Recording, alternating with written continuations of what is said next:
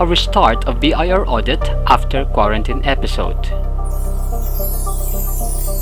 People react differently to unprecedented and stressful situations such as a global pandemic. Anxiety, concern, uncertainty, anger, loneliness, boredom, and depression are familiar and common feelings everyone may be experiencing right now. God forbid, feelings which may lead to post-traumatic disorders. Restriction of movement and physical distancing measures are currently being undertaken to slow down the contractions of COVID-19. Indubitably, the light at the end of the tunnel is flattening the curve. By then, quarantine can finally be lifted and we can go back to our routinary activities.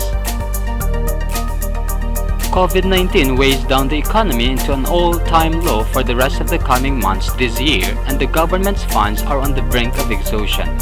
But there is no doubt that the government will be raising additional funds for the start of economic revival.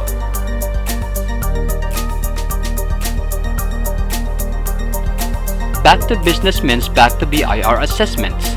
Taxpayers can hope to dodge and experience reprieve from the BIR audit after the pandemic is over. However, all taxpayers are possible candidates for the examination of their book of accounts and records. In their most recent bounce-back move, the BIR released Revenue Memorandum Circular No. 34-2020. The said circular discussed the need for suspension of the running of the statute of limitations in the assessment and the collection of taxes.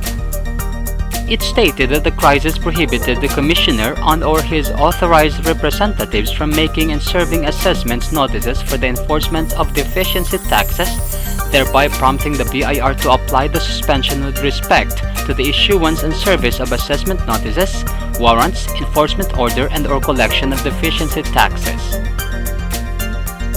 In effect, the time bar for the BIR to scrutinize taxpayers' records, whether or not prescribing within the quarantine period, was suspended until the lifting of the state of national emergency and for 60 days thereafter. BIR rewarded themselves with an important resource, more period to examine.